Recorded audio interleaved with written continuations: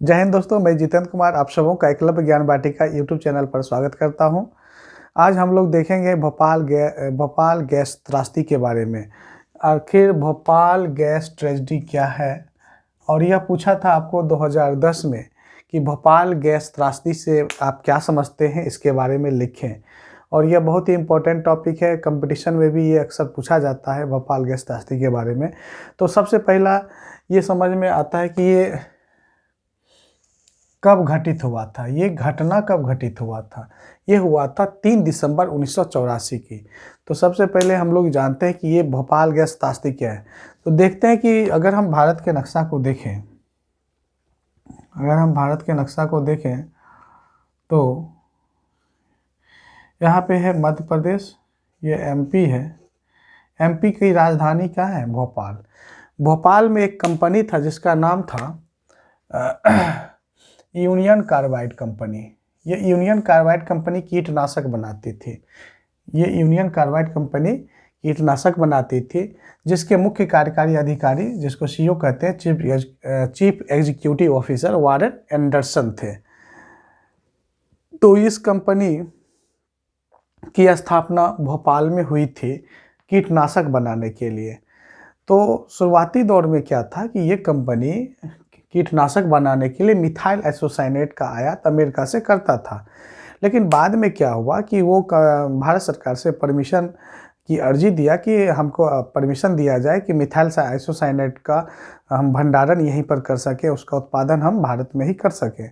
सरकार से इजाज़त मिल गई। तो उसके बाद क्या किया कि वो मिथाइल आइसोसाइनेट का भंडारण और उत्पादन यहीं पर करने लगा।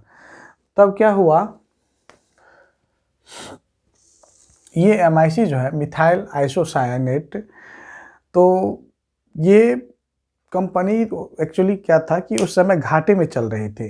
घाटे में चलने के कारण क्या था कि ये मैनेजमेंट पे ज़्यादा खर्चा नहीं कर रहा था, और जो एक्सपर्ट लोग थे, जो कंपनी को चलाने के लिए विशेषज्ञ लोग थे, उसकी भी छटनी कर दिया था, जिसके कारण कम लोगों पर ज़्यादा काम का बोझ पड़ गया था। और कंपनी का जो मालिक था वारेन एंडरसन, ये कंपनी के स्टैंडर्ड पर, कंपनी का जो एक आदर्श रूप होता है, एक आदर्श पैमाना होता है कंपनी एक्ट के तहत, उस पर वो ध्यान नहीं देता था, जिसके कारण ये दुर्घटना घटी।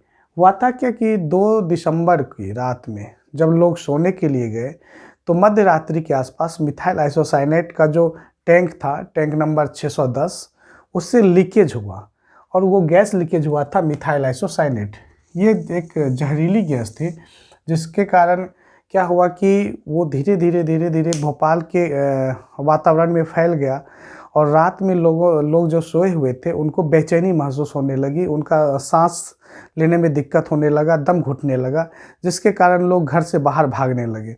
कुछ देर के बाद क्या हुआ, आँख में पूरा खुजलाहट होने लगा, आँख से पानी गिरने लगा, जी मिचलाने लगा, उल्टियाँ होने लगी। तो लोगों को ऐसा समझ में आया कि आखिर एकाएक ऐसा हो क्यों गया। और देखते देखते पूरे शहर में ये बात दुर्घटना के रूप में फैल गई, और पूरे लोग सब अस्त व्यस्त हो गए, हॉस्पिटल की ओर दौड़ने लगे। और हॉस्पिटल में भी गए तो लगभग 4000 से ज़्यादा लोग तो उसी रात मौत के शिकार हो गए, काल के गाल में चले गए। ये एक बहुत बड़ी घटना थी। जब सुबह हुई, लगभग 6-7 बजे के आसपास तक इस घटना पर काबू तो पाया गया, लेकिन तब तक लगभग गैर सरकारी आंकड़ों के अनुसार 10,000 से ज़्यादा लोग मारे जा चुके थे। और यह अपने आप में पूरी मानवता को दिल दहलाने वाली घटना थी। और यह एक ऐसी घटना थी जिसको लोग अभी भी याद करके रो देते हैं। जो लोग बच गए, जो उस घटना को अभी बता रहे हैं, वो कहते हैं कि वो रात ऐसा था जिसकी वो कल्पना नहीं करना चाहते हैं कि किस तरह से वो मौत को अपने नज़रों से देखे थे, वो करीब से देखे थे कि दम घुट रहा है, लोग मर रहे हैं, सब जगह लाशें बिछी हुई है। और यह घटना हुई थी भोपाल में, इसलिए इसको कहते हैं भोपाल गैस त्रासदी। तो हम लोग को परीक्षा की दृष्टि से देखना है कि पहला नंबर तो पूछेगा कि भोपाल गैस त्रासदी कब हुआ था, तो 3 दिसंबर 1984 की मध्य रात्रि अगर ये इसको हम कहें तो 2 दिसंबर की रात थी और लगभग यह 12:15 या 12:10 माना जाता है, इसलिए 3 दिसंबर को हम लोग मानते हैं।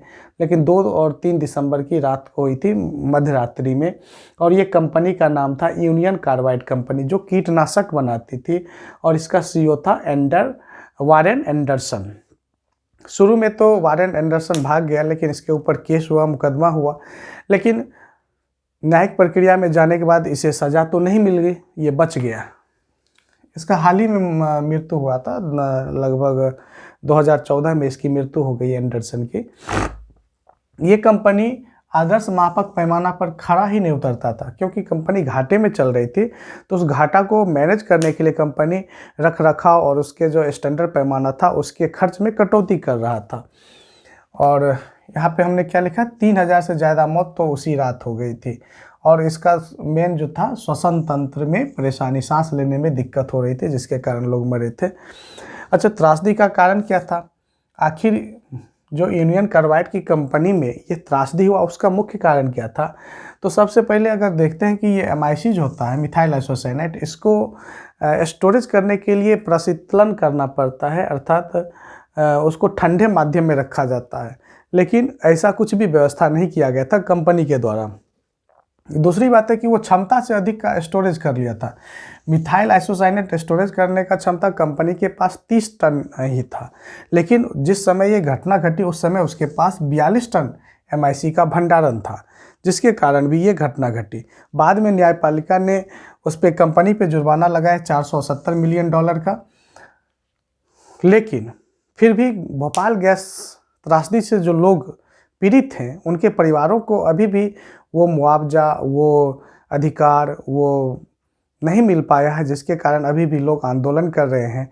और जो लोग बच गए या आने वाली जो पीढ़ी है, जो जब बच्चे बाद में जो जन्म लिए, उसमें भी विकलांगता का लक्षण अभी दिख रहा है। बहुत से बच्चे विकलांग हो रहे हैं, उनका मानसिक विकास, शारीरिक विकास प्रभावित हो रहा है।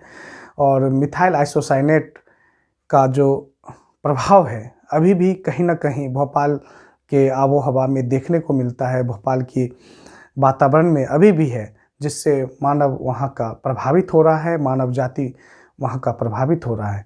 इसलिए हमें चाहिए कि इस समस्या का समाधान करें। अगर एक तो चूक यहाँ पर भी हुई थी कि अगर कंपनी को ये लाइसेंस भोपाल जैसे सघन इलाकों में बस कंपनी की स्थापना करने के लिए नहीं दिया जाता, तो इस घटना को टाला जा सकता है।